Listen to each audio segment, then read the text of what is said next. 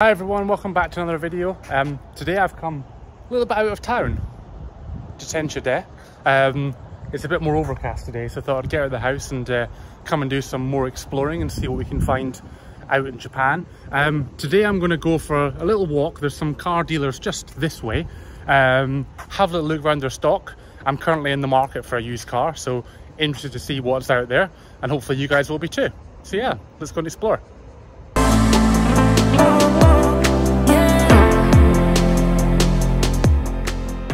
So like I say, it's a little bit more overcast today, which is nice to get away from the sun.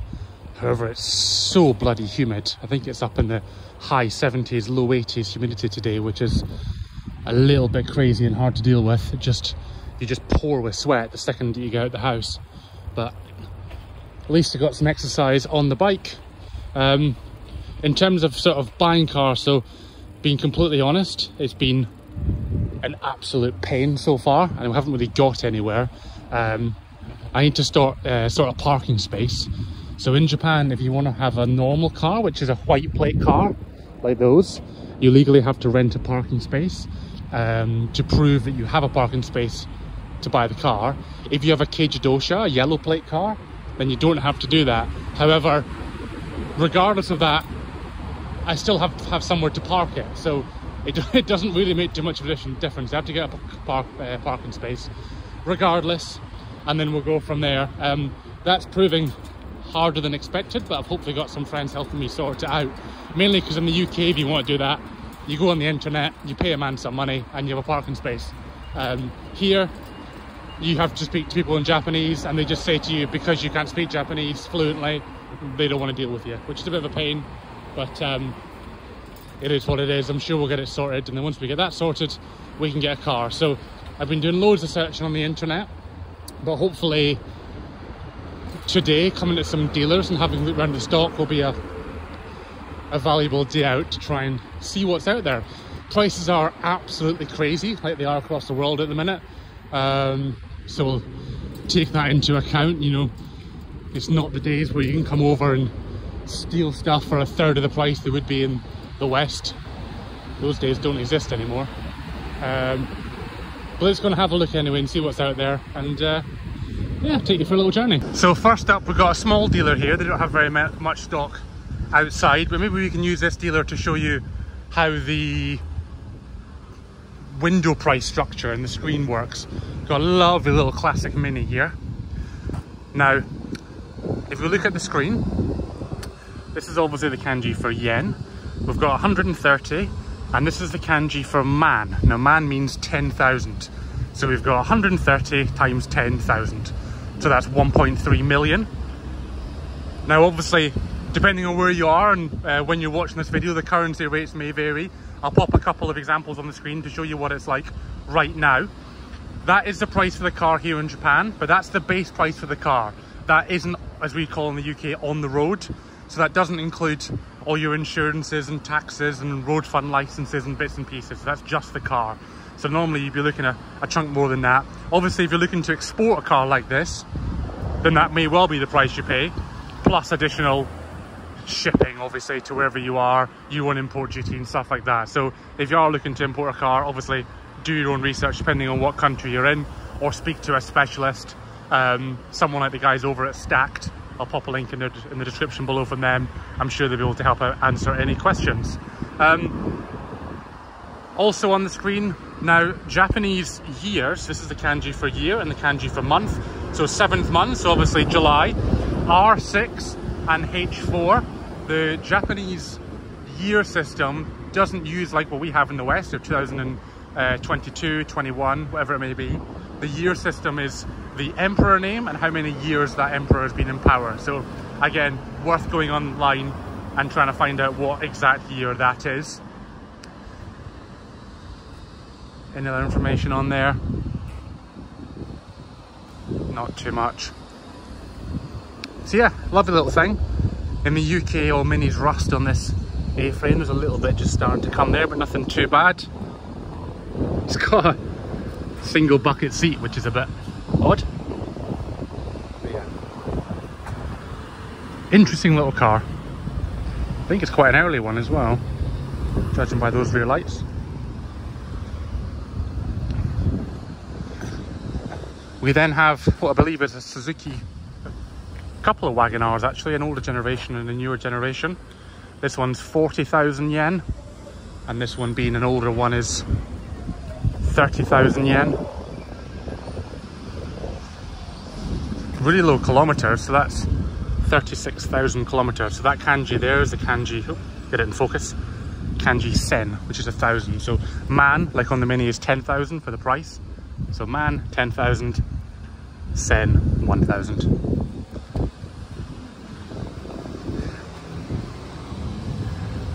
Now this is potentially the sort of thing I'm looking at myself. Not really sure at the minute. Would love something a bit more 90s, a bit more interesting with a manual box and things, but the prices have gone so crazy, it's hard to think. These are both completely stock, really clean little cars, which I'm sure will be a great run around for somebody. But let's head on somewhere else and try and find something just a little bit more interesting. Well, we've got to our next dealer and it's starting to rain, which is brilliant. So have a quick look at some of these Delicas, which are really cool. These are on chunky wheels and tires, high-rise kits, cool body kits, front bars. But you're looking at over 5 million yen. It's a big wedge of money for one of these. They are very cool though. Not my sort of thing, but I could imagine if you were the sort of person into camping and road trips and off-roading, these would be great fun. Go anywhere type things. Proper off-road tires on that one, which are really cool. These are all relatively new vehicles with madly aftermarket kits with the wide fender extensions or wing extensions. Quite a funky thing. Again, not the sort of thing we're used to seeing in the UK. You see the guys here, so there's more of a stock one. That's them obviously waiting to be modified to this sort of spec. And they also do the older ones as well. I think after COVID, the whole get out and explore in your own country type thing has really shot the prices of these sort of things up. You could do a proper holiday in one of them. Well, I'm going to go and hide until it stops raining. Back on the bike. Sit rep. The rain got heavier, so we're hiding under a yakitori restaurant shelter. It cost them some GTRs. Good time to tell you that I've done a video over there, so if you're interested in looking at some GTRs, go and look at my other videos and check that one out. And also while you're there, hit that subscribe button, and that way you'll get notified for any videos in the future, if there are any, because I might be about to drown. Sometimes when you're just cycling around Japan, you occasionally spot something a little bit cool. S15 on some work CR Kais maybe, with an aero kit, white. So cool. Want one. So I've popped into a BMW dealer who have some stunning things, don't they? A couple of E36 track cars here. A couple of million yen for this one. I think it's an M3. Let's have a quick look. I think so. It's either an M3 or a 6-cylinder 328 or something. Someone in the comments will tell me how to do that. Oh, it's not. It's a 318. Ignore me. It says on the windscreen. We've then got a really cool E36 track car, single seat, completely stripped out. Very cool. And then my personal favourite, I had an E46 M3. Awesome thing. This one's got some huge calipers and brakes. I think they're 6-piston brakes. And some forged wheels. This one's an SMG car with some Recaro seats. How cool is that sitting? Price wise, like I say, it's an SMG car. Basically 4 million yen. We've done 104,000 kilometers, so 60,000 miles. We've got an M2 on some nice BBS wheels. He's heading out. And then finally, an E30 M3. How cool is that? 9 million yen. Very, very cool. Anyway, we'll leave them to it. So next dealer, unfortunately, don't have prices in their windows. So we'll go through what they have. Really cool little MRS, or MR2 as we call it in the UK, on some semi-slicks with some really cool wheels. GT86, road car, and then a wrapped GT86 race car. If you peek through, you'll see there's an R32 GTR through there. We've got a couple of R35 GTRs, a Celica, a Hummer, some Abarth 595s. These do have prices, so that's over 3 million yen, up to basically 4 million yen for that one at the end there.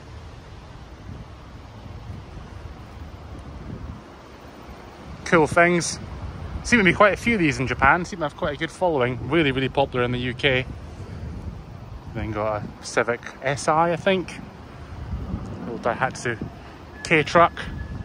And coming across. Unfortunately, I picked the worst day today because they're closed, but never mind. What can we spot? E92 BMW. Back of an R32 GTR. FCRX7. R35 GTR. Evo 5 maybe, without the wing. 350Z. Couple of R33s. GT86. MRS. Another really cool FC. That one's awesome.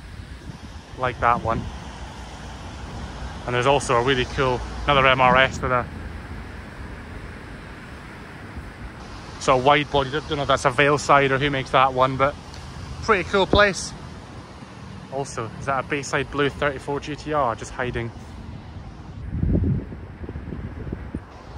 As you do. I just spoke to someone who was hiding around, who's just informed me that most car dealers in Japan are closed on a Wednesday.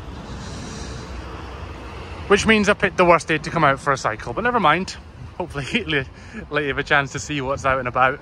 And the sun's coming out as well, which is nice, so hopefully I can get a little bit wetter, sorry, a bit drier, because currently we're a little bit wet. Love the front blue and rear red wheels on that. That's quite cool, isn't it? Really cool. Right, I think it's probably time to finish up car dealer hunting. There's a 180 over there as well, S13. Gonna get back on the bike. We'll go for a little cycle home, and we might even see if we can find any cool cars on the streets before we get back to the house. First cool spot of the cycle home, Toyota Century. I don't know if it's a V12, can't quite tell from here. Now the reason I think it's quite a cool spot is most of these are black. It's quite rare to see a blue one. I'd love one of these. It's like the epitome of Japanese 90s cool for me. One day. Now this one's a pretty common spot if you're here in Japan already, but if you're in the UK or different parts of Europe, you probably haven't seen one of these on the road yet. Not a GR86, but a Subaru BRZ. This one's got an STI branded front splitter and rear sort of valance skirts. It's quite cool. Also on the back there, sort of diffuser thing. I really like these. I wouldn't have an automatic like this one, but never mind. Each to their own. Just a really cool looking car. Kind of the only thing on sale these days that properly perks my interest. Kind of has 90s vibes of F13s, S14s. Really cool looking thing. Really suits the white as well. Nice spot. Now it's not hugely common, but there are occasionally some interesting European stuff that you see out and about. This one's a slightly ratty E36. I don't think that's an original M Sport front bumper. It looks like it's been painted by me, drunk, and some black kidney girls that have been hand painted and cable tied, but each of their own. Rare thing now on some TSW wheels. The wheels are much cleaner than the car. Never mind. It's got some aftermarket, well, a pair of aftermarket seats actually, which is quite cool. Misconception that all Japanese cars are rust-free. Proof that that's not the case if you're importing a car from here, especially if it's come from the north. It's got some really weird aftermarket. Are they parking sensors or is that holding the bumper together? Hard to tell. 318IS, which I had back in the UK. That's 140 horsepower, 4-cylinder, 1.9, 1.8, something like that. Bit of a rare one. This might be a bit of a sort of drift beater type thing for someone over here. But yeah, not the sort of thing you see around every corner. Well, I'm just about home. That's another day's car hunting finished. As you can see, we've gone from cloudy to torrential rain to ridiculously glorious sunshine, all in probably an hour and a half, which is a bit crazy. As you can see by my face, I've got a little bit of sunshine, so it's probably best to go inside and have into the aircon. And yeah, hopefully you've enjoyed this video. A little peek into what I do when I've got a few hours spare in the afternoon. If you enjoyed it, make sure to hit the like button and subscribe to the channel because there'll be more videos coming along very soon.